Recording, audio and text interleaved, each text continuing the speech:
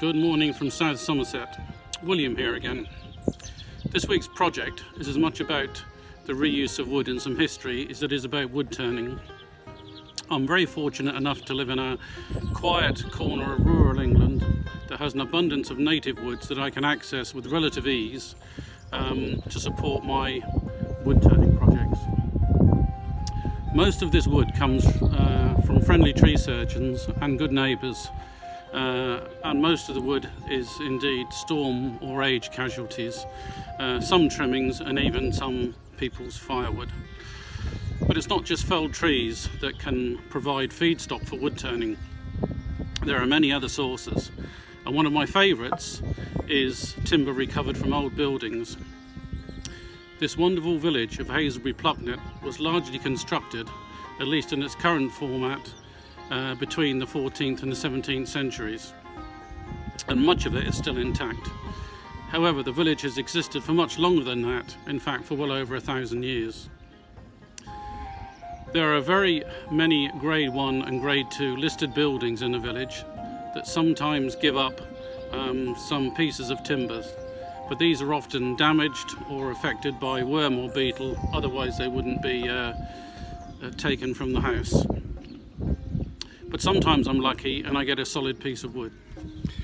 Now, I learned very early on my wood turning career that there's a few pitfalls to turning reclaimed wood.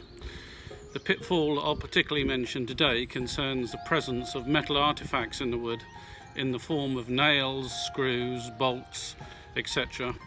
These may not be so obvious by sight, just by looking. And if you miss them, they can easily damage your chainsaws, bandsaws, and of course your wood turning tools. And I can tell you that from experience. So the first thing you need to do is to subject your timber to a thorough check for these hidden menaces. I do this in two phases. First, by a visual check over the timber to see if there's anything obvious, and then using a metal detector. In fact, I use the Garrett Pro Pointer to check if there are any nails hidden in the wood that I can't see.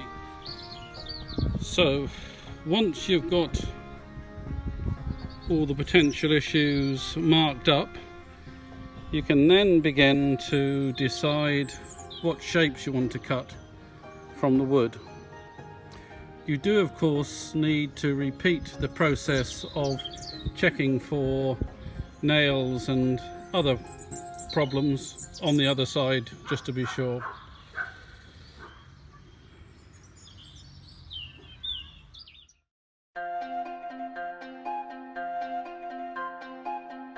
Here are some of the metal artifacts. These are large handmade square nails you can see here.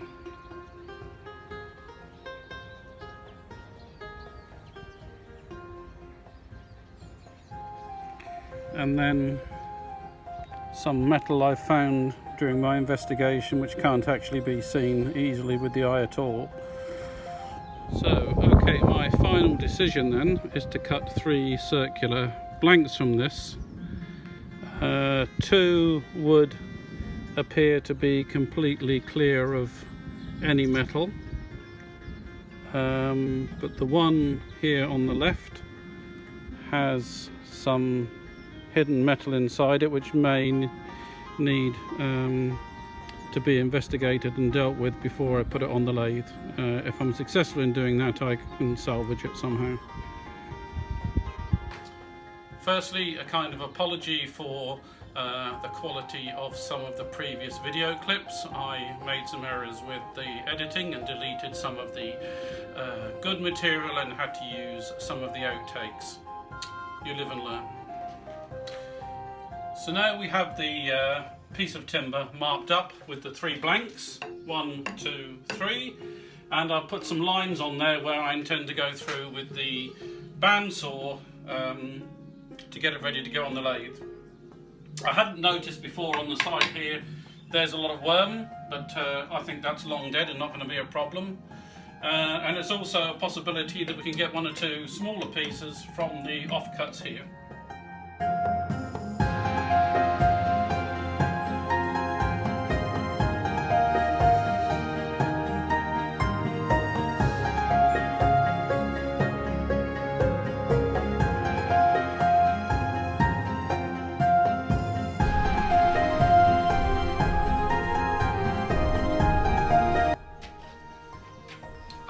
so that's successfully resulted in the cutting of 3 useful sized blanks to make something nice with, and revealed the true colour of the wood, which actually looks like brown oak. Apart from the 3 blanks, there are a couple of useful offcuts, one this size and another one twice the size, which I will keep. And also I should be retaining this piece to show visitors to my workshop, of which there are a few coming up, just to illustrate the potential hazards in finding metal artifacts in reclaimed wood. Okay, so I'm going to tackle the smaller piece first. This is a piece with a small nail in here which I'm going to try and remove, and the larger nail which goes all the way through. I'm going to try and remove this by using a hole saw cutter or a trepanning tool to cut round this and then pull the nail through. Let's see if that works.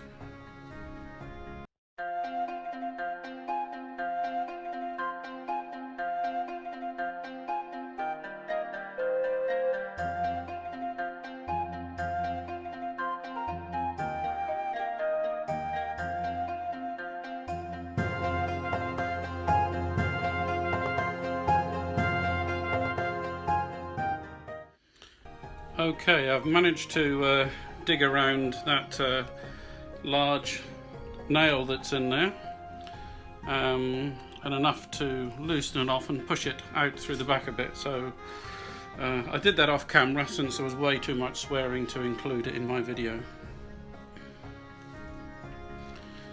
Okay, so I've successfully moved this rather large 3-inch handmade square-ended nail from this, which is leaving a nice cavity there. However, that can be the top of the bowl, of course. However, the next issue to deal with is this bit of metal on the edge, which is not going to be easy to deal with because it's going to be around the area where the lip of the bowl is going to be. Maybe I'm going to have to turn it on the inside here. I'll go and have a cup of coffee and think about it. So I can avoid the piece of metal on the lip here and still get something about 8 inches 20 centimeters out of it. But before I mount it on the lathe, I'm going to give it one final check with the metal detector, just to make sure I haven't missed anything. Avoiding the lathe bed, of course.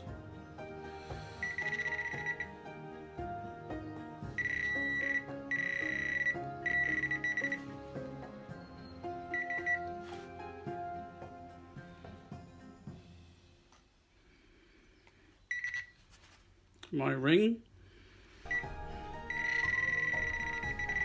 the existing nail.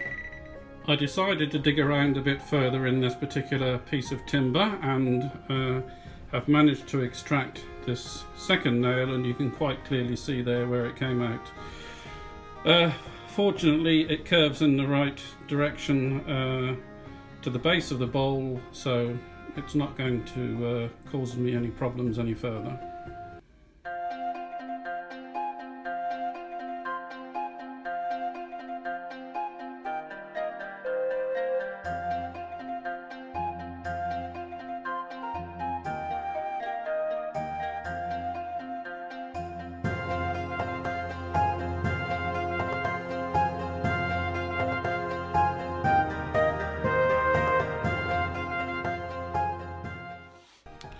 Okay, so that's kind of roughed out. There's lots of voids, a bit of tear out of course with this chunky tool. And it's quite obvious I'm going to lose quite a bit here, maybe 1/4 inch top and bottom, to get rid of the old eroded edges from the wood. I guess at this stage I'm going to have to make my mind up what it's going to be. I need to seek some inspiration from the internet, but at the moment I'm thinking of a Goldilocks bowl.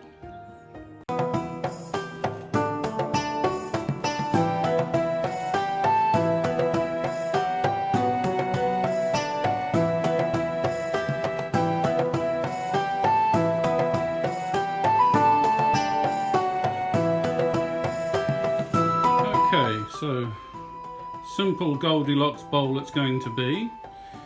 There's still some cracks, the remnants of the intrusions from the nail, and I've put in a recess there for my logo when it's finished. So what I'm going to do now is a bit of abrasive work, and then when I've got some dust from the wood, I can then start to take care of and fill these voids.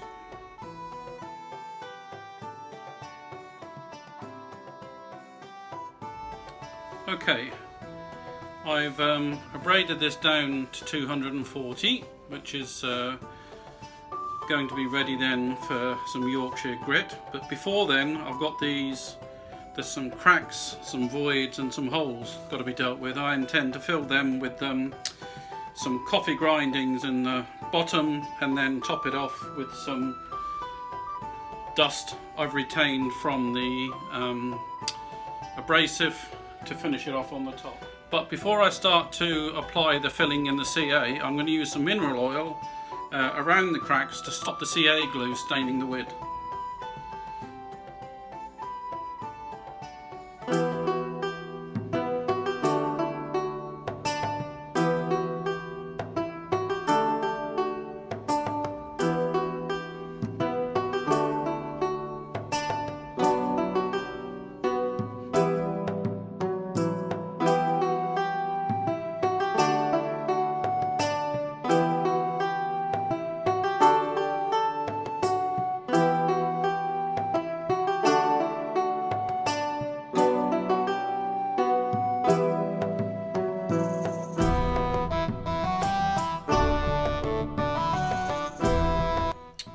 The large nail hole in the bottom, I decided to put a small plug in it.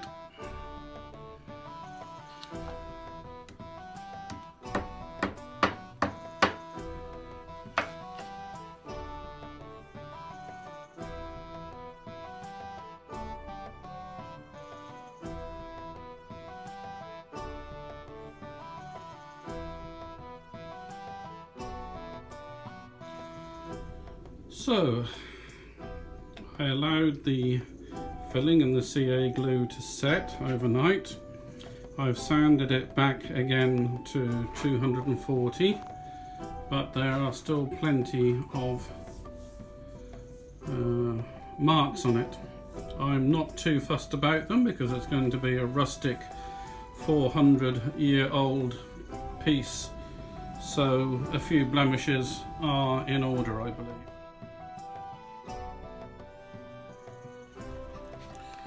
So firstly, a coat of pre-thinned sanding sealer.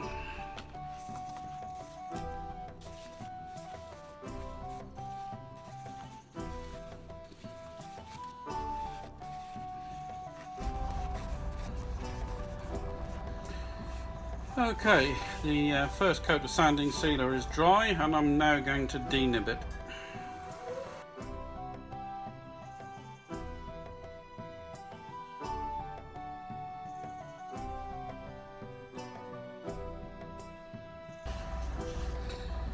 So, second coat of sanding sealer, this time undiluted.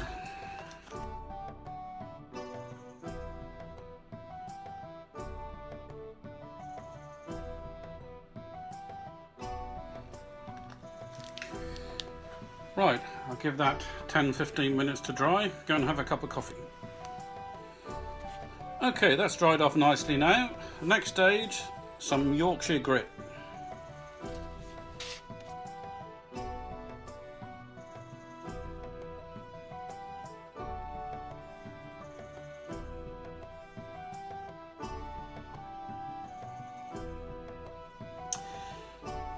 Actually, I've got the desired finish I wanted for this particular piece, just with Yorkshire grit. I don't want a high gloss piece because I think it would be inappropriate for a piece of wood this age.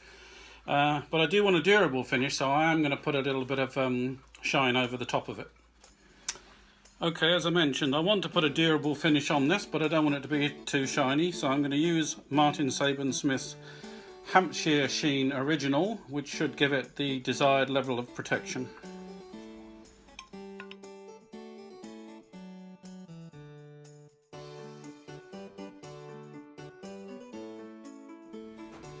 Okay, that's a single application of Hampshire Sheen Original, and that's actually brought it up with the lustre that I was looking for.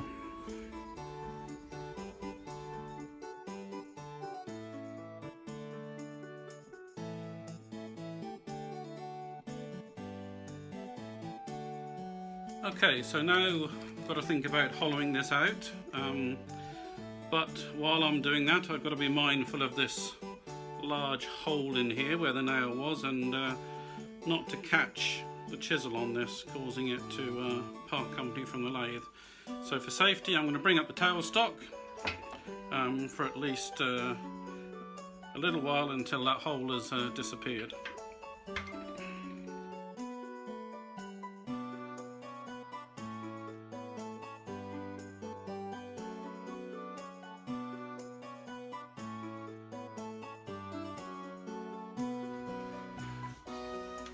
So, having removed a lot of the material, the two nail holes remain prominent.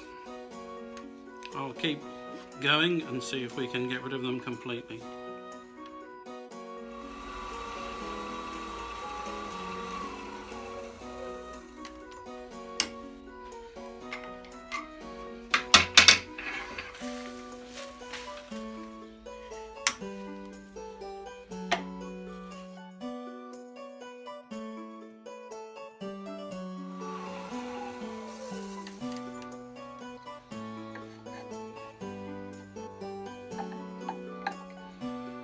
Okay, I think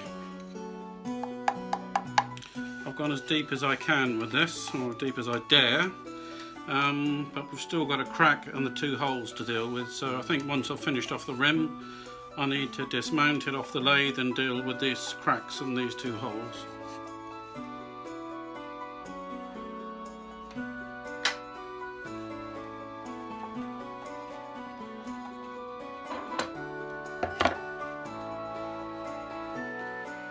Okay, so here's what we've got to deal with. We've got to deal with this crack and these two holes. That piece of wood you can see in that hole there is in fact a plug I put in the other side, which shows you how perilously thin the base has become. So I'm going to fill it full of some sawdust and some CA glue, but first I'm going to put some mineral oil around the outside to stop the CA spreading and staining the wood.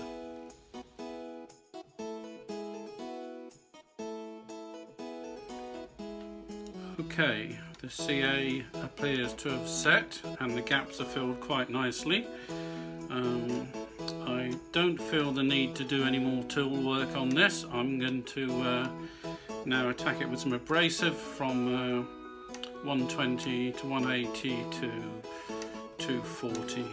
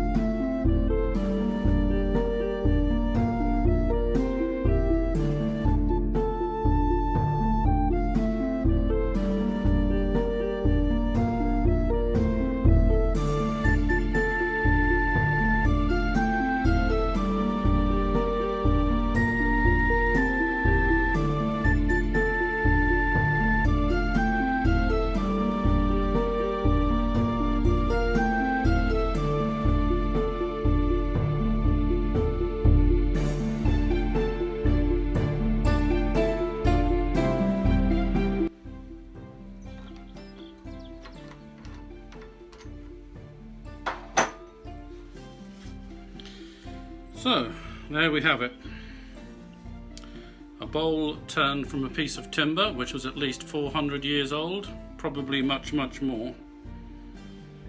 Still retains the marks from the nails that we removed, and the odd crack and other feature. I'm quite happy with that for the first one. In part 2 of the video I'll be tackling the other two blanks.